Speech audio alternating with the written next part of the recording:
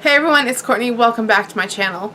So today I'm going to be doing a story time video. And this one is going to be kind of, I don't want to say like sad or somber, but it's just something a little bit more, I don't know, just like one of those hard things in life that you go through. As you can tell by the title, this involves the time when I literally lost everything. My house burnt down and lost everything. So let's talk about that. Alright, so I think at the time, I think I was 4, right around that age. I don't think I'd started kindergarten yet, so yeah, it must have been around 4. My mom and I were living with my grandparents. My mom had gotten divorced a year earlier, and she decided to move in with my grandparents because my grandfather could babysit me and watch me while she went to work. So we just decided to move in together. The house that we lived in was a very old house. My grandfather, who he was born in the 1920s, he was born in that house, and I think that house had been around a while then. So this house was definitely from the 1800s, I believe. It was old. We had a bedroom upstairs. My mom and I shared a room. I think we had bunk beds or something at the time. And my grandmother had a room across from us. And my grandfather had a room that he would sometimes sleep in downstairs. I think it was in April, because it was still kind of cool, but not like winter cold, you know. I remember one night being sound asleep and just being woken up by screaming, which when you're like 4, that's like terrifying. And I remember my grandmother like having a window open and like her head literally like sticking out the window. And the next thing I remember is my mom is just like grabbing me. Mind you, we had like 2 cats and stuff. My mom's like trying to grab the cats, trying to grab her purse, trying to grab me, trying to grab anything like that you would need. And I could start to smell smoke. And then when we got into the hallway, you could really see like smoke everywhere. So we got downstairs and my grandfather was there, and my grandfather was older. My grandparents had quite a large age difference between each other. So my grandfather was older at the time, and I think it was less than a week earlier, he had just had a triple heart bypass, which is major surgery, and he was home recovering. I remember we came downstairs and his like only concern was making sure that we all got out of the house. You know, that's all he cared about. Make sure the animals and us were out of the house and they were safe.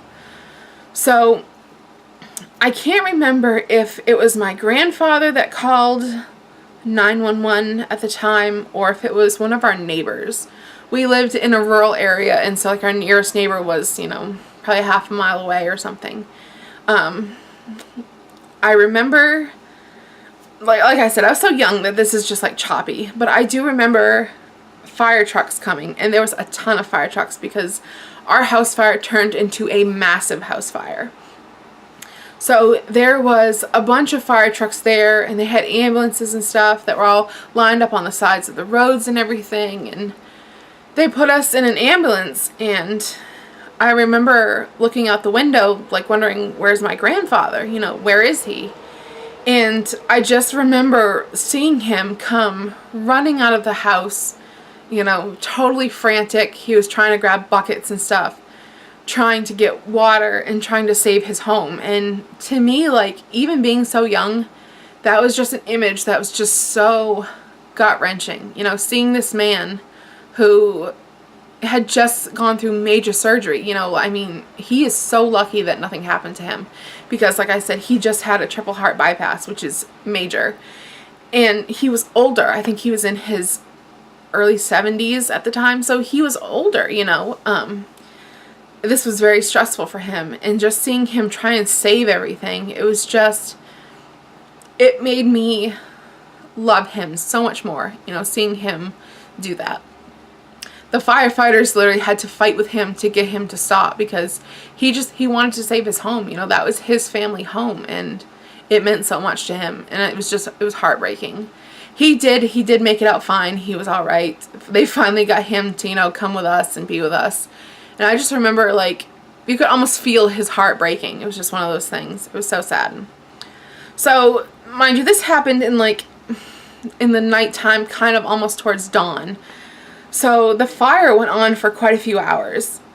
And I remember that they were trying to pull some of our belongings and trying to put it like out on the lawn to try and get it away. You know, they were trying to save everything and anything that they could. You know, whether it be like memorabilia, photos, anything that they could. And the one thing that I will never forget in my life is that as the fire department was taking memorabilia and stuff, any of our belongings, taking it out of the house and putting it on the front lawn so it could be saved, there was actually people in cars that were stopping on the side of the road next to our lawn and trying to steal the stuff that the firefighters were just pulling out of our house that is on fire.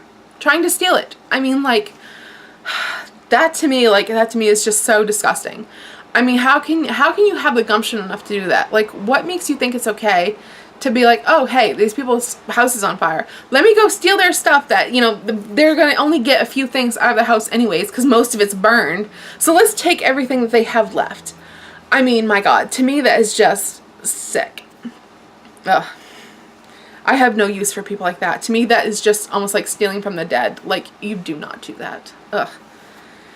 So anyways, what happened after is they finally got the fire out and we lost pretty much everything. I mean, I think the only thing they were able to save was a couple photo albums, but even then they were charred and burned. Like, I have some pictures of me when I was a kid, which I don't have that many, but the few that I do have are like charred and burned on the side, and which sucks, you know, but at least we do have some of those memories. And I think a piggy bank was saved. And I think that was about it. People stole the rest of our stuff. I mean, just so disgusting.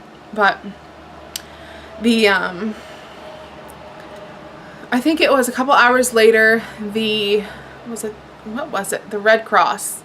There was the Red Cross came and they set us up in like in a little motel and stuff and gave us some money, and that, like, I'll never forget them for that. And also the fire and rescue department gave me some toys and things to have because we lost literally everything. So that was just like one time in my life that I'll just never forget. And it's something that I'm very scared of, like even today, which I don't really talk about much, but it's one of my biggest fears. Like, I always have this fear of like, oh God, when's it going to happen again? You know, when am I going to come home and my house is on fire? Or when am I going to be sleeping and the house is going to catch fire? You know, like, it freaks me out, really does. And it's something that I hope never happens again, and it's something that I would never wish on my worst enemy. You know, it's the worst feeling ever.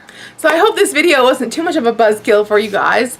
Yeah, it's just one of those things I figured I'd share with you about my life. So, as with everybody, some things in your life are fantastic, some things are hilarious, some things are embarrassing, and some things are sad. And this is just one of those things. So, I hope you enjoyed this video. If you did, please give it a thumbs up. Subscribe if you haven't already, and I will catch you guys in my next video. Bye.